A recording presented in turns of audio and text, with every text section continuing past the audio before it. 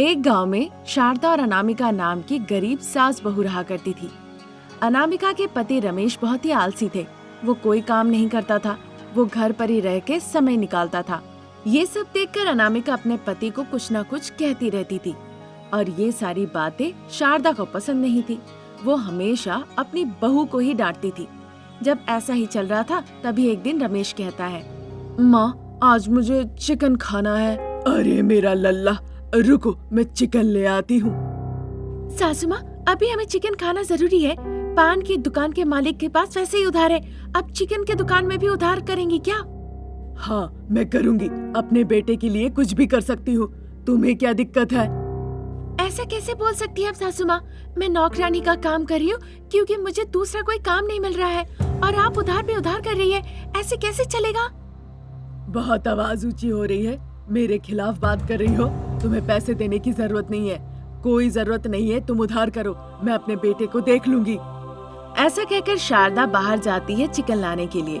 वो चिकन बनाती है और अपने बेटे रमेश को गर्मा गर्म चिकन खिलाती है। शारदा के हाथों का चिकन खा के रमेश बहुत खुश होता है, पर ये सब देखकर अनामिका बहुत दुखी हो जाती है। ऐसा सड़ा हुआ मुंह क्यों बना के बैठी हो? तुम भी खा सकती हो, खा लो। कल से मैं काम पर जा रही हूँ सासू माँ, लेबर का काम मुझे मिला है। बहुत अच्छा फैसला लिया अनामिका, तुम जाओ।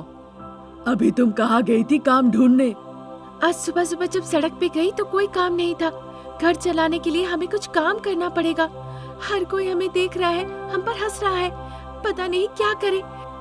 आप बड़ी है, कहा आपको मुझे रास्ता दिखाना चाहिए, उल्टा आप ही रास्ता भटकी हुई है। पता नहीं मैं क्या करूं, कैसे इस चीज से निकलूं। देखो अनामिका, तुम सही कह रही हो, मैं समझ गई, फिर भी तुम्हारी बात की कोई परवाह नहीं करती। तुम खाओ बेटा, करी दूं तुम्हें? नहीं माँ, अभी सब खा लूंगा, तो रात में क्या खाऊंगा माँ? मेरा बेटा कितना अच्छा सोचता है। शारदा और रमेश को देखकर अनामिका सर पे वार करती है और वहाँ से चली जाती है। अगले दिन अनामिका को कुछ काम मिलता है। पौधे लगाने के लिए उसे मिट्टी खोदने पड़ते हैं, इसीलिए उस काम में वो लग जाती है। हर दिन वो दिहाड़ी मजदूरी का काम करती है और जो पैसे मिलते हैं पहले उससे अपना कर्ज मिटाती है और बाकी जो पैसे होते हैं उससे घर का सामान ले आती है। एक दिन रमेश को बुखार आता है। उसकी हालत ऐसी थी कि वो हिल भी नहीं सकता था। ये देखकर अनामिका उसे जल्दी से अस्पताल ले जाती है इलाज कराने के लिए। शारदा को भी शरीर में दर्द था, इसीलिए दवा लाके वो उसे दे देती है। उसने सभी को खाना खिलाया पर खुद खाना नहीं खाया। उसी वक्त पड़ोसी पार्वती वहाँ आती है। क्या बात है पार्वती, यहाँ? कुछ नहीं जी, मैं अनामिका को देखने आई थी। उसे क्या हुआ? वो तो ठीक है। क्या कह रही हो? बेचारी आज जब काम कर रही थी तो अचानक बेहोश होके गिर गई। आपको नहीं पता उसकी तबीयत ठीक नहीं है। शायद उसने आपसे नहीं बताया कि आपको दुख होगा बोल के। अभी वो कहाँ है? पार्वती और शारदा जब बातें कर ही रहे थे तब अनामिका आ जाती है। अनामिका को देखकर शारदा को बहुत बुरा लगता है। क्यों बेटा, तुमने क्यों नहीं बताया कि तुम बीमार हो? मैं कहूँगी भी तो कौन मेरी बात सुनेगा? मेरे पति तो कभी मेरी परवाह नहीं किए। सासू माँ हमेशा मुझे डांटती रहती है। ऐसी जगह पे आके मैं अपना दर्द किससे बांटूं? अच्छा अभी मैं निकलती हूँ, मुझे लगता है ये गलत समय है। शारदा जाने से पहले मुझे तुम्हें एक और बात बतानी थी। कौन सी बात? अनामिका जैसी बहू पाके आप बहुत खुशकिस्मत वाली है, लेकिन अनामिका का दुर्भाग्य है कि आप जैसी सासू माँ मिली उसे। जब कोई समझने वाला ना हो, देखभाल करने वाला ना हो, तो बिल्कुल अनाथ जैसा महसूस होता है, जिसे शब्दों में बयान नहीं किया जा सकता। अब मैं चलती हूँ। इतना कहकर पार्वती वहाँ से चली जाती है। उसकी बातें सुनकर रमेश और शारदा सोच में पड़ जाते हैं। मैं भी खुशी से जीना चाहती हूँ, खाने के लिए खाना, कुछ काम करना, जीने के लिए एक इंसान जो मुझे समझ सके, बस इतना ही। पर यहाँ तो सब आलसी लोग हैं। मुझे लगता है अगर मैं अपना उधार ना चुकाऊं तो सर उठा के जी नहीं सकती, पर आप लोगों को तो जीने के लिए बस उधार लेना आता है। बेटा अनामिका, मुझे माफ कर दो, मैं तुम्हें कभी समझ नहीं पाई। अनामिका मुझे माफ कर दो, जैसे ही मेरा बुखार उतरेगा मैं भी तुम्हारे साथ जाऊंगा काम करने के लिए। हाँ बेटा, मैं भी तुम लोगों के साथ जाऊंगी। हम तीनों मिलके कड़ी मेहनत करके पैसे कमाएंगे और एक घर बनाएंगे। शारदा और रमेश में ऐसी बदलाव देखकर अनामिका बहुत खुश होती है। तभी एक दिन अनामिका के साथ शारदा भी काम के लिए जाती है। जब वो दोनों मिट्टी खोद रही होती है, उन्हें मिट्टी से एक बक्सा मिलता है। उसे खोल के देखने के लिए घर ले आते हैं। वो आश्चर्य हो जाते हैं देखकर कि बक्से के अंदर जेवर भरे हुए थे। देखा अनामिका, हमारी किस्मत कितनी अच्छी है। हाँ सासू माँ, इन सोने से तो हम अपनी जिंदगी अच्छे से बिता सकते हैं। फिर सारे कर्ज भी हमारे ऊपर से मिट जाएंगे और हम आनंद में जीवन बिताएंगे। बहुत खुश रहेंगे हम सब। सास बहू दोनों के भाग्य से हमें ये मिला है। अब हमें कोई परेशानी नहीं होगी। हम एक बड़ा सा बंगला खरीदेंगे। बेटा, पहले हमें 10 एकड़ जमीन खरीद के उसमें खेती बाड़ी करनी होगी। सही बोली माँ जी, मैं भी चाहती हूँ मेरे घर के सामने एक छोटा सा किराना का दुकान मैं खोल लूँ। एक छोटा व्यापार रहेगा तो हमारा भविष्य भी सही रहेगा। बहुत अच्छी बात कही अनामिका। मैं भी चाहता हूँ एक अच्छा होटल खोलूं, ताकि मैं एक तरफ अच्छे से काम कर सकूं और एक तरफ जाके खा सकूं। अच्छा एक होटल रहेगा तो व्यापार अच्छा चलेगा, व्यापार अच्छे से अच्छा मुनाफा भी होगा और इस तरह से हमारी जिंदगी सुरक्षित होगी। तुमने बहुत अच्छा कहा अनामिका, बहुत अच्छी सुझाव दी है तुमने। मैं ऐसा ही करूँगा। ठीक है, फिर इन पैसों से हम जल्दी से एक अच्छा होटल शुरू कर लेते हैं। अब मैं अपना आलसीपन छोड़ दूंगा, तुम्हारे साथ परिश्रम करूंगा और होटल में जी जान लगा के काम करूंगा। रमेश की ऐसी बातें सुन के शारदा और अनामिका हंस पड़ते हैं। सास और बहू के किस्मत के कारण वो करोड़पति हो जाते हैं। तब से वो अपने लिए एक एक काम चुन लेते हैं और वो जी जान लगा के काम करके अपनी जिंदगी खुशी खुशी बिताते हैं। तिम्मापुर गांव में सुभद्रा नाम की एक बुजुर्ग महिला रहती थी। वो एक बड़े से पेड़ के नीचे एक डोसा बनाया करती थी। उस गांव में उसके दुकान के अलावा कोई और एक डोसा का दुकान नहीं था। इसीलिए सुभद्रा एक डोसा बनाकर अच्छे पैसे कमा लिया करती थी। दूसरे तरफ उसी गांव में एक और सास बहू रहा करती थी, शारदा और अनामिका।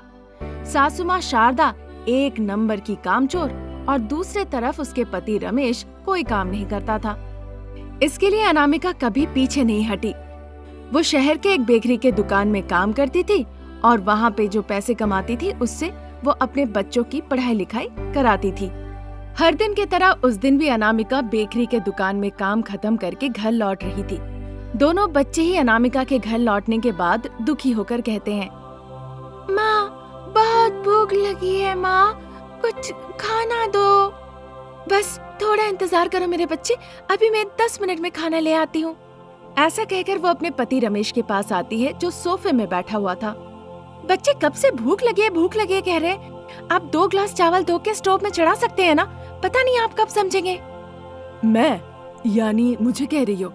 मेरे हाथों में दर्द होगा, ये सब मुझसे नहीं होता। तुम अब आ गई हो ना, जाओ जल्दी कर दो। ऐसे कैसे चल सकता है? आप आलसीपन की वजह से इस तरह घर पे बैठे रहेंगे तो हम कहाँ से खाएंगे, आप ही बताइए। तुम मेरी पत्नी हो, तुमसे शादी की है, तुम हमारा ख्याल रखो अनामिका। आपको ख्याल रखना होता है पर आप तो घर के बाहर कदम ही नहीं रखते। तो अब क्या करना चाहती हो अनामिका, ये बता दो। तुम यहाँ पे मेरे साथ बहस करना चाहती हो खड़े खड़े, या फिर अपने भूखे बच्चों को खाना खिलाना चाहती हो? नहीं तो तुम्हारे दोनों बच्चे ही भूखे ही मर जाएंगे। रमेश गुस्से से ऐसा कहता है। अनामिका कुछ नहीं कहती, चुपचाप रहती है। फिर अपने भूखे बच्चे को अपने साथ किचन में ले जाती है।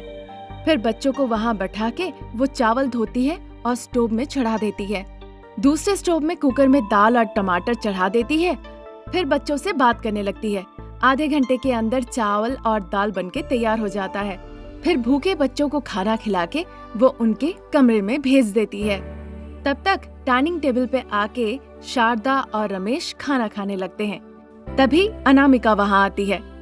आप लोगों का कैसा दिल है, बच्चे भूख से तड़प रहे थे, आप उन्हें थोड़ा खाना पका के नहीं खिला पाए और यहाँ आके बैठ के खाना खा रहे हैं आप लोग इंसान हैं? क्या बहू, बड़ी ऊंची आवाज आ रही है? मेरा हाथ नहीं उठ रहा है, यही बहुत है। एक बात आपको बता देती हूँ सासू माँ, आपके आलसीपन की वजह से आज आपका बेटा इतना बड़ा आलसी है। आप इस आलसी इंसान से मेरी शादी करवा के मेरा गला ही काट दिया।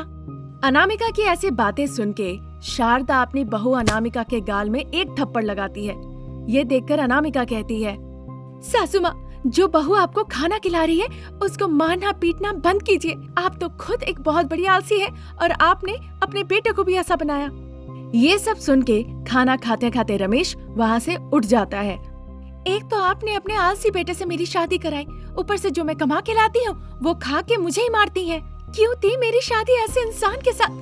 ये आदमी मुझे और मेरे बच्चों को दुख पहुँचा रहा है। अरे बेटा रमेश, इसकी आवाज बहुत बढ़ गई है, इसके बाल पकड़ के घर से बाहर निकालो।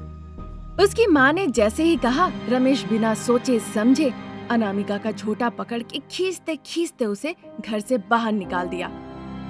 तुमने जो कहा है वो मेरी माँ को नहीं कहना चाहिए था।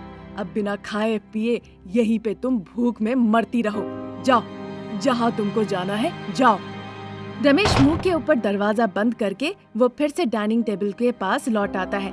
शारदा और रमेश टमाटर दाल बहुत आनंद से खाते हैं। फिर माँ बेटा बाहर निकल आते हैं। तभी भी अनामिका दरवाजे के सामने बैठकर रोए जा रही थी। उसे रोते देख गुस्से से शारदा कहती है, तुम अभी भी यहीं पे हो? जाओ यहाँ से। मैं सुबह बच्चों को लेके यहाँ से चली जाऊंगी। अगर आप लोग अपने आप को बदले तभी मैं बच्चों को लेकर आऊंगी, नहीं तो कभी नहीं आऊंगी। अनामिका ऐसा फैसला लेती है और कह देती है। शारदा रमेश उसके मुंह के सामने दरवाजा बंद करके चले जाते हैं। पूरी रात अनामिका भयभीत होके अकेले वहीं बैठी रहती है। शारदा रमेश अंदर जाके सो जाते हैं। अगले दिन सुबह अनामिका बच्चों को साथ लेके वहाँ से चली जाती है। शारदा रमेश उन्हें जाते हुए देखते हैं, पर उन्हें एक बार के लिए भी जाकर नहीं रोकते हैं। अपने दिल में हिम्मत जुटाते हुए अनामिका फैसला लेती है कि जो भी तनख्वाह उसे मिलती है उसी से वो अपने बच्चों को पढ़ाएगी लिखाएगी और उनका देखभाल करेगी। ये सोचकर वो थोड़ी दूर जाती है और एक पेड़ के नीचे विश्राम करने लगती है। उस पेड़ के नीचे बुजुर्ग सुभद्रा वहाँ पे डोसा बनाकर अपना व्यापार चलाती थी। वो अनामिका को देखती है और साथ ही साथ अनामिका के बच्चों को भी देखती है। फिर अनामिका अपनी पूरी कहानी उसे बताती है। ये सुनकर सुभद्रा को उन पे बहुत दया आती है। बेटा, काम ढूंढने के लिए तुम्हें कहीं जाने की जरूरत नहीं।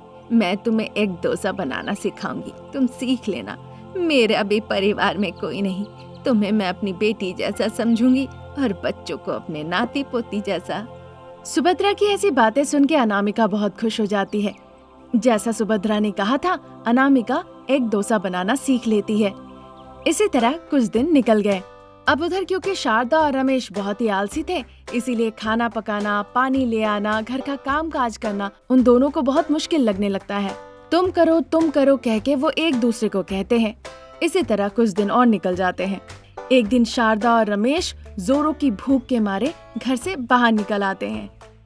बेटा रमेश, हमसे बहुत बड़ी गलती हो गई। हमारे आलसीपन की वजह से हमने बहू अनामिका को बहुत तकलीफ दी। हमने बहुत बड़ा पाप कर दिया और उस वजह से आज पछता रहे हैं। हाँ माँ, जो गलती हमने की है उसका फल तो हमें भुगतना ही पड़ेगा। नहीं बेटा, हमने जो गलती की है उसके लिए अनामिका के पास जाके हमें माफी मांगनी चाहिए, तभी हमें शांति मिलेगी। ऐसा सोचकर शारदा और रमेश बहू अनामिका को ढूंढने निकल जाते हैं।